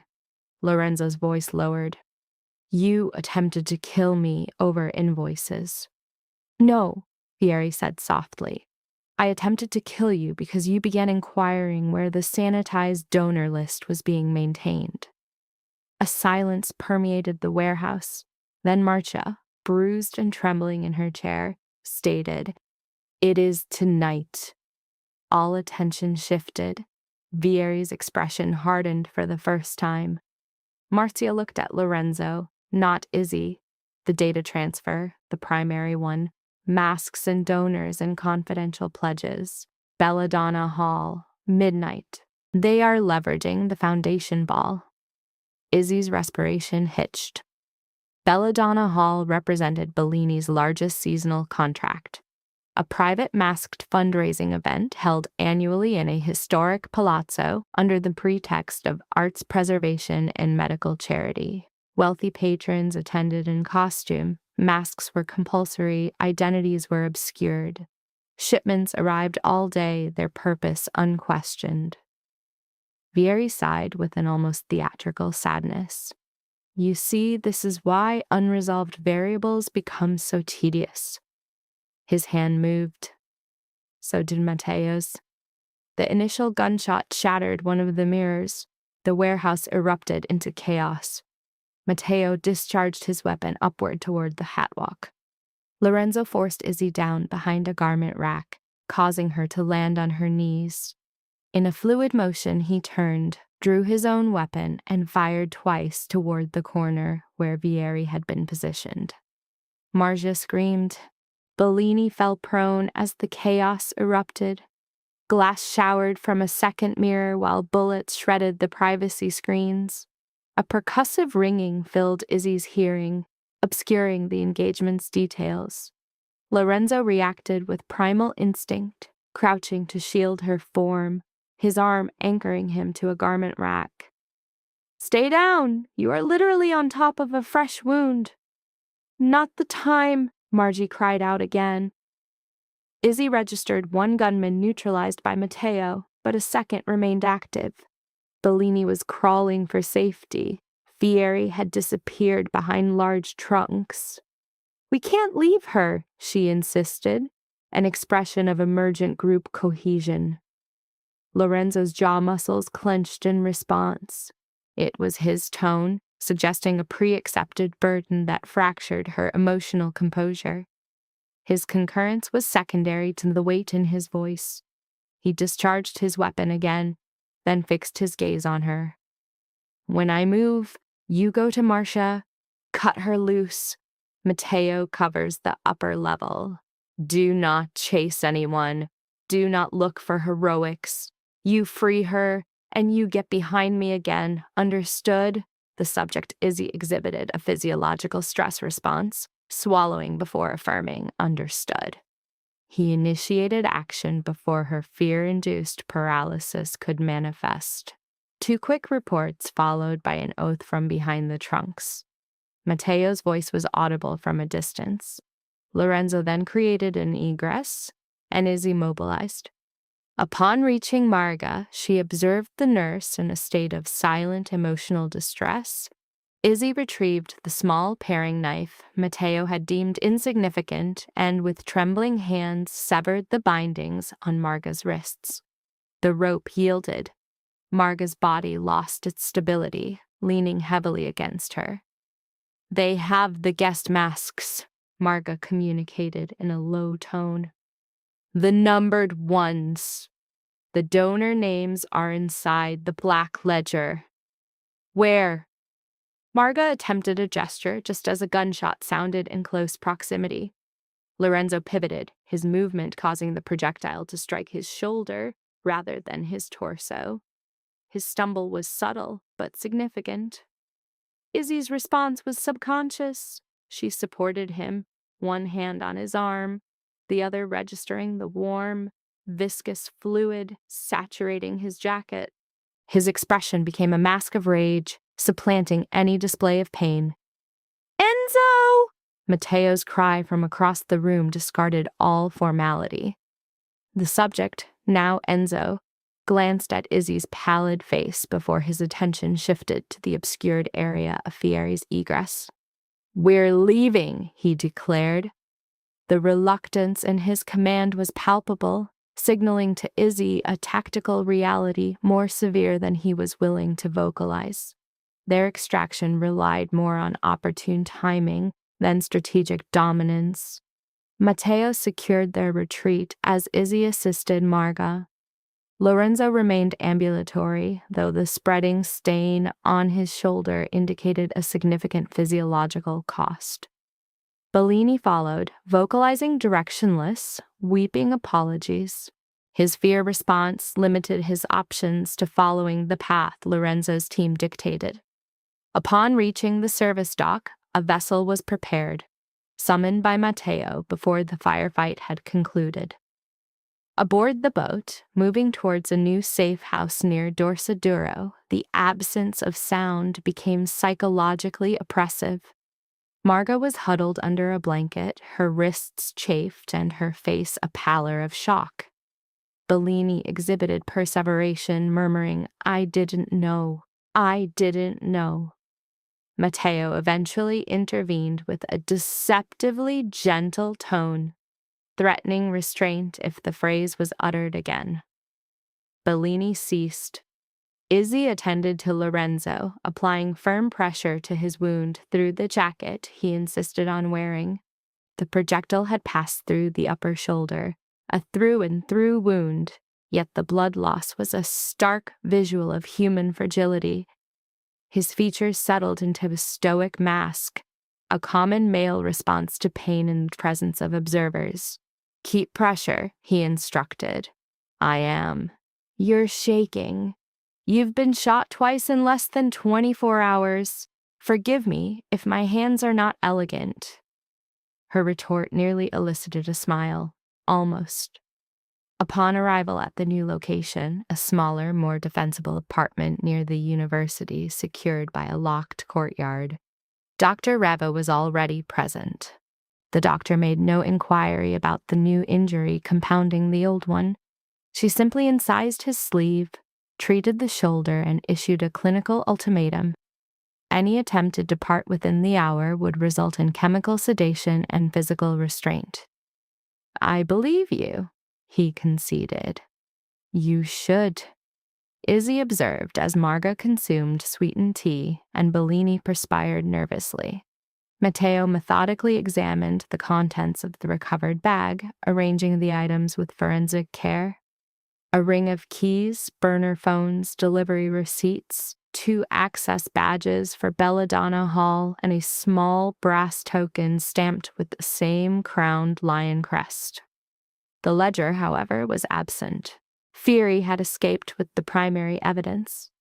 The realization hung in the air with tangible menace until Marga broke the silence. "The ledger isn't the only copy." All attention pivoted to her. She inhaled unsteadily. "Not a paper copy, a transfer copy." They encoded tonight's donor list into the numbered masks for Belladonna Hall. Izzy's confusion was visible. "What does that mean?" Marga looked at her. "The fundraiser uses private patron masks every year, right? Hand-fitted, numbered, cataloged. The wealthy guests love the ritual of it. They arrive, present their invitation, and the steward gives them the corresponding mask from the private collection. This year, Fieri had an extra system added. Within the lining of specific masks are sewn numerical sequences, easily mistaken for inventory codes. They are, in fact, identifiers for donor dossiers." Bellini emitted a choked exclamation. "Madonna." Matteo focused his attention. "And the black ledger is the cross-reference key." Marga said the masks carry coded strings. The ledger translates them into real names, blood types, medical notes, locations, emergency contacts, everything. Izzy's assessment was stark. "You're telling me they turned a charity ball into a donor auction?" The statement went unchallenged. Lorenzo, immobilized by Dr. Riva's treatment, regarded Marga with an unnerving placidity. "How do you know this?" Marga's throat constricted. "Because one of the lab runners bragged after too much wine. He said the rich liked pretending they were patrons of life while shopping for it in secret. I thought he was disgusting but exaggerating. Then I saw one of the lists, and the night you came and shot, I realized the clean donor list had been pulled from secure storage hours before the attack. That's when I understood what they were doing." Dr. Reva, having secured Lorenzo's dressing, stood. "If that mass transfer happens tonight, they can burn the paper trail tomorrow and still move names quietly for months." Lorenzo's single nod conveyed his conclusion. which means tonight ends it. Izzy anticipated his next move, her response a preemptive negative. No, she said. He disregarded her objection, addressing Mateo. We get inside before the auction. We take the ledger, the masks, and Fieri if possible. His financial coordinator, too, if she's there. Bellini reacted with a start. Claudia Fieri. She handles all private patron assignments. She knows the numbering system. Good, Mateo noted. Now we have another name. Bellini appeared physically ill. Izzy moved into the space. You are not doing this without me. Lorenzo's jaw set. Wrong. Belladonna Hall is Bellini's event. Half the staff know me. I fitted 3 of the guest capes myself. I know the layout backstage better than Mateo does, and probably better than you do. I'll learn. You'll bleed on polished marble and ruin the evening. Her retort was sharp. That is not the same thing. A flicker of amusement was barely concealed by Mateo. Lorenzo rose, ignoring Dr. Reva's disapproval. The motion was clearly painful. Listen to me very closely, Isabella. The use of her full name was a tactic he employed for emotional distancing or to signal extreme anger. You have already been chased from your home, turned into leverage, shot at in a warehouse, and dragged into a criminal network because you chose to help a dying man. I will not take you into Belladonna Hall unless there is no other way. She met his eyes without wavering. There is no other way. A protracted silence followed, during which Dr. Reva collected her equipment and withdrew from the debate. Lorenzo's sustained gaze on Izzy seemed to render the surroundings insignificant. His eventual speech was low-pitched. At the hospital, he said, "What they told me someone had donated. I asked who because I wanted to understand why I was still alive. Then Marga showed me the bag. A physiological heat response was noted in Izzy's neck. No more, he stated softly. She swallowed. It was stupid. No, his stare remained unbroken. It was the first genuine gesture I had received in a great while. He spoke again before she could, preempting her response as a painful constriction occurred in her chest. That is why I came to your door myself, not for obligation or gratitude. Because I knew if someone had enough humanity to write that on a blood bag for a stranger, then my world would devour her if I arrived too late. The room's ambient noise ceased. Even Mateo was openly attending. Izzy's reply was subdued. You barely knew me. I still barely know you. That's not reassuring either. A faint, weary smile formed on his lips. No. Her focus shifted to the new dressing on his shoulder and the older one concealed by his shirt. His poorly concealed distress was evident. Cease determining which risks I am permitted to confront. This elicited a notable shift in his demeanor, not a softening, but a profound, unfeigned reluctance. It was the expression of an individual recognizing the futility of dominance when faced with an emotional truth that power cannot negate. You perceive this as a matter of ego, he stated. Is it not, to some degree? His admission was immediate. Primarily, it concerns repercussions. Your accompaniment to Belladonna Hall irrevocably severs you from your former life. A derisive laugh nearly escaped her. My former life concluded at dawn, the statement registered.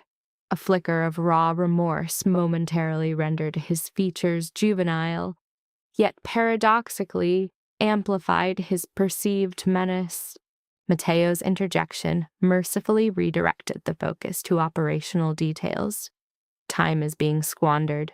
Her entry must be as an employee, not a patron, to ensure minimal scrutiny and greater mobility. Bellini will secure her credentials without attracting notice.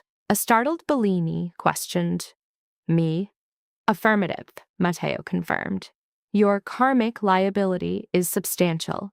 Begin repayment. Bellini's appeal to Lorenzo was met with a blunt directive: comply without question. Bellini's rapid, pained-looking nod signified assent.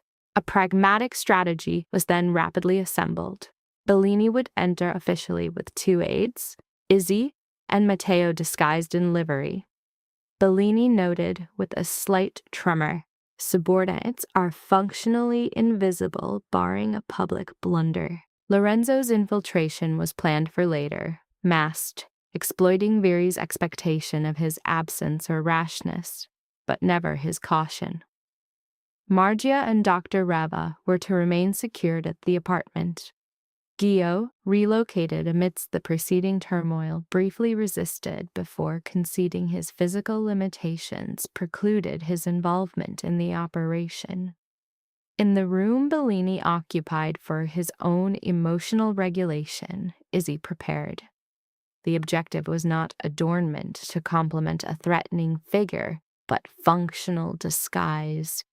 Using materials from Bellini's confiscated emergency kits, Izzy constructed a new persona for herself. Her attire was meticulously chosen: tailored black slacks, a silk cream top, and a plain dark blazer with her hair styled in the manner of a workshop aide. Her appearance was neat yet unremarkable, a calculated invisibility designed for utility and access. Upon her return, Bellini displayed relief, while Matteo showed approval. Lorenzo's gaze, however, was analytical and proprietary, reminiscent of their initial encounter. "You are adequate," he pronounced. Her raised eyebrow noted the comment's semblance to a compliment. It was a functional assessment. Naturally, Bellini adjusted her cuff, murmuring, "Avoid improvisation unless critical." "Ironic from you. My sincerity peaks under duress." Matteo consulted his timepiece. Departure in 8 minutes. The ambient tension in the room consolidated into shared purpose. Bellini secured the credentials. Matteo armed himself discreetly. Izzy pocketed the brass token as a potential key. Near the window, Lorenzo, movements deliberate and slightly impeded, fastened a formal cuff over a new dressing. As the others conferred in the hallway, he issued a quiet directive to Izzy. "Should the situation degrade, your order is to withdraw." Her refusal was nonverbal, a shake of the head. "No." His jaw muscles clenched. "Izzy." She reduced the distance between them, her voice equally low. "This is a poor time to affect nobility. The role is ill-fitting." A brief, threatening warmth flickered in his gaze. "You believe you comprehend my nature. I comprehend its antithesis." A tense stillness fell between them. Then, with deliberate slowness that permitted refusal, he extended his hand. 2 fingers made contact with the inner part of her wrist, precisely where a medical dressing had been. The minimal gesture had a disproportionate effect on her composure. "My death," he murmured, "would have preserved the simplicity of your existence." Her eye contact was steady, perhaps, but it would have precluded your presence, a bargain I now find unacceptable. His sharp intake of breath was visceral, as if from an internal injury. Matteo's return to the doorway broke the escalating tension. "I regret intruding on this developing dynamic. The vehicle is prepared." Izzy was the first to create distance. Lorenzo's arm dropped, and they proceeded toward Belladonna Hall. This was a venue where masks, capital, and violence would be arbitrated by individuals who equated life with transactional value. The hall represented an echelon previously inaccessible to Izzy. Her prior experience was confined to its service areas, supply entrances, and staff passages. She had never witnessed the facade of philanthropy Venice's elite projected from its grand halls. The palazzo was illuminated for theatrical effect. Sound drifted through stone passageways and liveried servants navigated between masked attendees. Gilded candles flickered in alcoves while controlled laughter echoed. Amidst the polished veneer, patronage was being bartered. Bellini advanced with a fragile authority, acknowledging the head steward before launching into a litany of complaints. His act was flawless precisely because it was not an act. Izzy observed that his most persuasive state was a genuine fusion of professional indignation and high anxiety. Following a step behind, Matteo maintained the impassive countenance of a high-priced retainer, garment bag in hand. Izzy adopted the posture of an aide, head bowed over her clipboard. Their passage was unimpeded, their presence unacknowledged. This social blindness, Izzy noted, was the foundation of the system's corruption. The powerful are often oblivious to their subordinates. In the antechamber for private masks, the initial key evidence was found. There were 42 items, each in a velvet-lined case identified by a patron code. The masks varied from lacquered to feathered, some adorned with excessive jewels. Using Bellini's vocal dispute with the steward over procedures as cover, Izzy inspected the items. Concealed inside every sixth mask was a minute numerical sequence in silver thread. Marge's intelligence was thereby confirmed. Izzy suppressed any reaction and proceeded down the display, only to find the expected leather ledger missing from its place. In its stead, Claudia Veri was in quiet conversation with two formally dressed men. Younger than anticipated, perhaps 35, she projected a stark elegance, her appearance unadorned save for a single diamond band. Where Veri represented the veneer of philanthropy, Claudia projected the operational profitability behind it. She concluded her discussion and approached the display. Izzy immediately feigned intense focus on a garment. Claudia's attention swept past Izzy, resting momentarily on Bellini, whose palpable fear transmuted into professional outrage. "Signora Veri," he declared, "I cannot guarantee the integrity of the finish if your staff persists in handling these items improperly." Claudia's smile was glacial. "Fortunately, your contract is for aesthetics, Signor Bellini, not liability." His genuine offense, a useful byproduct, was visible as she departed. As she disappeared beyond the arch, Matteo quietly relayed the location. Rear chamber, left passage. Izzy gave a single nod.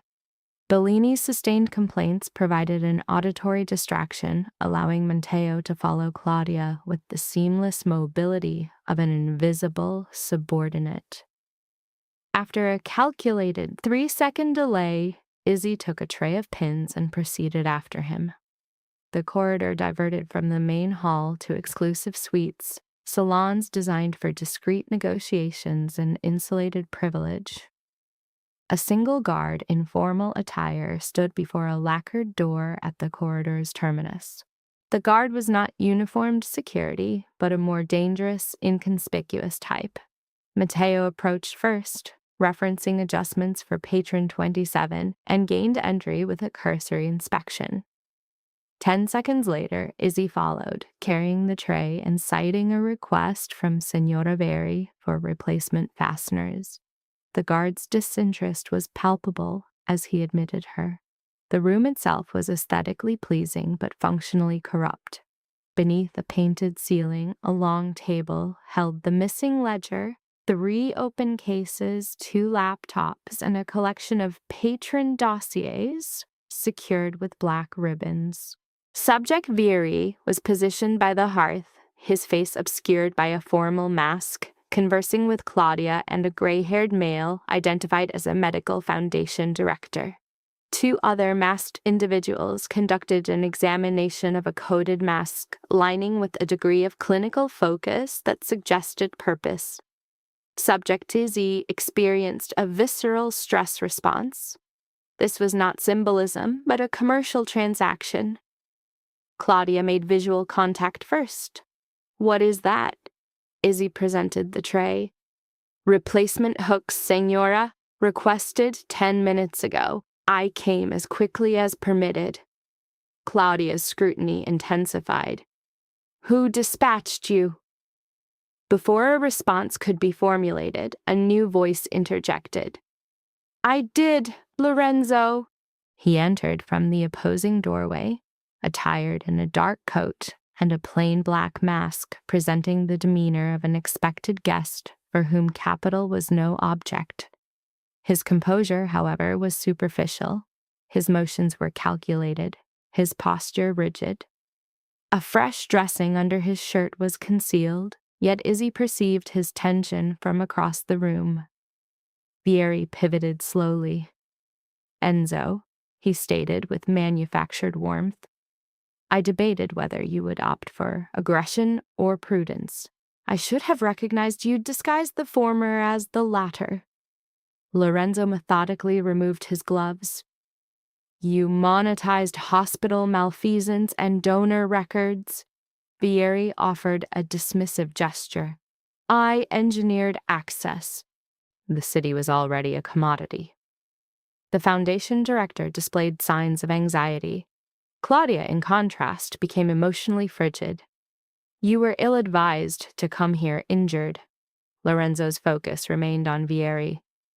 "You were ill-advised to equate injury with infirmity." The subsequent events unfolded on two simultaneous planes, the behavioral and the brutal. The behavioral plane consisted of verbal exchange. Vieri asserting this was private patronage. Lorenzo compelling him to articulate that patronage. Claudia invoking medical discretion, elite contingency services, donor logistics as a functional necessity. The director actively attempting to disassociate from his own complicity. The brutal plane existed just beneath. Matteo maneuvered toward the exit. Izzy adjusted her proximity to the table. The external guard's posture shifted from listless to alert. The coded masks were displayed like articles of damnation. Vieri's lips formed a faint smile. "You, of all people, should grasp supply, demand, and the asset of allegiance." "I grasp boundaries," Lorenzo retorted, "and here you are, feigning you possess them." That statement registered with greater impact. For the first time, Izzy observed Lorenzo's rage without its typical affective containment. Not amplified, not uncontrolled, but pathologically pure. "You exploited public medical facilities," he said, his voice low. "You exploited donor records. You inserted armed agents into a blood supply chain and termed it efficiency." Vieri's smile dissolved. "And you govern half this city with fear and call it structure. Spare me the moralistic performance." Izzy then understood Lorenzo's reference to boundaries. Men of this archetype could be dangerous, powerful, and culpable in molding a city to their will.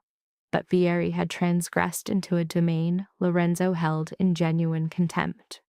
Not merely larceny or corruption, but capitalizing on systemic vulnerability at the point of existential need. That was the boundary. Claudia moved toward the ledger. Izzy reacted first. She propelled the tray across the table.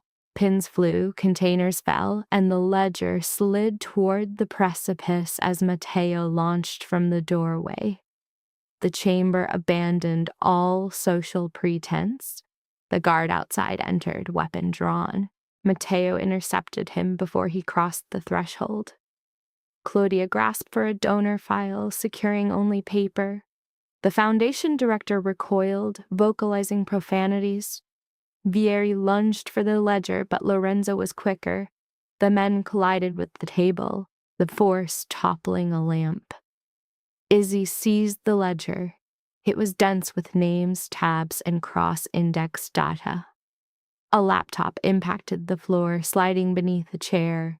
Claudia advanced on her with uncharacteristic ferocity, not as an administrator, but as someone who knew the magnitude of ruin Izzy held.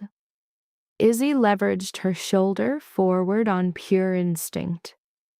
Claudia faltered. Matteo issued a vocal command. Lorenzo and Vieri crashed into the mantel. A firearm discharged somewhere behind her, the report overwhelming in the confined space. Then the ballroom doors swung open. The music ceased. Voices escalated. Masked attendees pivoted toward the private suite, just as Bellini executed the most courageous act of his sheltered existence. He screamed, not with subtlety or artifice, but with the primal force of an individual who had decided terror could be weaponized. "Fire!" he shrieked into the hallway. "Fire in the patron suites!" The ensuing panic was instantaneous and total. The structured world beyond the room disintegrated more rapidly than glass. Guests stampeded. A footman fled. An emergency bell was activated. Another person yelled for water. Police, medics. In the ensuing chaos, the private sphere became public, the one outcome Vieri had to prevent. Claudia recognized this and lunged once more. Her target was not Izzy, but the nearest coded masks. Izzy made a fractional second calculation and executed the unexpected. She ripped a mask lining open and hurled the silver-threaded interior band into the corridor, visible to the fleeing guests. She repeated the action twice more. Coded numbers and strips were suddenly illuminated by the chandeliers amidst the general alarm. "What are you doing?" Claudia yelled. "Terminating your confidentiality," Izzy countered. By then, Matteo had subdued the Foundation director and disarmed the guard. Bellini's screaming continued. The corridor was now populated with witnesses. Lorenzo and Vieri were engaged in close quarters, brutal combat near the hearth. Neither fought with grace. Both fought for a conclusion. Vieri reached for a dropped pistol. Izzy saw it first. "Enzo?" Lorenzo pivoted at her call, slamming Vieri's wrist against the stone hearth. The weapon discharged into the floorboards. Matteo crossed the room and kicked it away. The confrontation ceased. Not gracefully, but definitively. 1 minute later, with official police navigating the outer hall and patrons crying scandal, smoke, and assault, the room's situation was no longer containable. Claudia was restrained after a nonsensical attempt to frame the donor files as philanthropic triage. The Foundation director had become ashen and mute. Vieri, composed despite blood on his lip, remained silent as Lorenzo stood over him. The ledger lay open between them, a verdict finally rendered. When an officer asked who was in command, 5 individuals responded simultaneously. Bellini was among them. 2 hours later, the Venetian sky had transitioned from black to the pale blue of pre-dawn. Fragmented statements were recorded. Legal counsel had appeared. Names began ascending official channels too public to suppress. The donor files, masks, laptop data, and the ledger were all processed as evidence before Vieri's network could intervene. Marja's testimony, once she was secured, would finalize what the room started. Izzy stood on the landing of Belladonna Hall, her coat clutched tight as a delayed tremor began. Lorenzo emerged moments later. The mask was gone. He appeared older, wearier, and paradoxically more authentic. Dried blood marked his cuff. His shoulder remained bandaged beneath his torn coat. The contusion on his temple had darkened, but his gaze was lucid. For several seconds, there was silence. Then he spoke. "You exposed the masks in the hallway." "Yes." It was impulsive. "Yes." A faint, weary smile formed. It was also decisive. She glanced at the stone. "I saw no other way to make the scene too public to contain. You knew precisely how. Another silence, not uncomfortable, but weighted. He then reduced the distance between them slowly enough for her to retreat. I said simplicity ended when you came through that door, he murmured. It did. And I said I came because I would not let my world consume you. She met his eyes. It did not. No. His voice lowered. Because you resisted. An ache formed in her chest at the clear respect in his tone, its lack of possessiveness. What is the outcome? She asked softly. Vieri is finished. Claudia will cooperate or attempt not to. Bellini ensures his survival by being useful to the state. Marzia receives protection. Your father will be in a secure residence by nightfall. And you? He paused. And me? His expression shifted minutely. You determine if this is my point of departure. It would have been simpler if he had commanded, simpler if he had presumed, simpler if he had become the monster she was warned of. Instead, he was there, injured and lethal and meticulously respectful of her autonomy. She recalled the hospital, the blood transfusion, the note for a stranger, the door, her father, the warehouse, the masks, the ledger, the realization that at every juncture, Lorenzo Raiaci was most formidable, not when he exerted control, but when he deliberately withheld it. I don't believe you get to disappear after this, she stated. The ghost of his tired smile resurfaced. No. He took a final step. Isabella. Izzy, she corrected gently. His eyes warmed with an emotion she would never fully trust, yet likely always crave. Izzy. If I remain, it is with transparency. No obligation, no ownership, no expectation of gratitude. She swallowed. And no determining for me what risks I am permitted to confront. The male subject's concession elicited a cathartic vocalization from the female, a response that dissipated the acute stress. His subsequent physical advance was methodically paced, an assessment of her compliance threshold. This contact was not rebuffed. This inaction, interpreted as consent, precipitated physical intimacy, which presented not as dominance, but as a post-traumatic affirmation of life following two near-fatal events. A cognitive shift regarding the value of existence is noted. Upon cessation of contact, the environment, Venice, projected a facade of normalcy that was clinically false. The subject, Isabella Moretti, a specimen of socioeconomic vulnerability, had anticipated a standard fear stimulus that morning. Instead, she encountered a nexus of stimuli: threat, physical trauma, and cognitive revelation tied to a male subject whose protective strategy had failed. The radical alteration of her life's trajectory was not a product of overt coercion. The pivotal diagnostic indicator is her decision to remain after the dissolution of all pretense. This choice is a classic symptom of traumatic bonding, Stockholm Syndrome, where the subject reinterprets her traumatic entanglement as a consensual attachment. Lesson: one small act of kindness can drag a person into chaos, but it can also reveal who they truly are. She thought she was just donating blood. That was it. No grand mission, no heroic speech, no destiny music in the background. Isabella Moretti was broke, exhausted, and one bad week away from total collapse. Her father needed medicine, her rent was overdue, and life had already been squeezing her like a machine with no off switch. Then boom, one emergency at a clinic, one O-negative match, and suddenly she saved the wrong man at the right time. And that was where her quiet little survival story detonated. Because the man on that hospital bed was not some random accident victim. No, he was Lorenzo Raiaci, the kind of man whose name didn't walk into a room, it took the room hostage. Powerful, feared, the kind of guy with enemies so dedicated they were digging through donor records before sunrise. And poor Izzy, who only wrote "Don't die" on a blood bag because she still had a heart in a world that had given her every reason not to, woke up to find out that kindness had put a target on her back. That is the first brutal life lesson here. Goodness is not always safe. People love to pretend that doing the right thing leads to instant peace, cosmic reward, maybe a warm sunrise and a violin soundtrack. But real life sometimes punishes kindness first. It tests it. It throws danger at it. It asks, do you still believe in mercy when mercy gets expensive?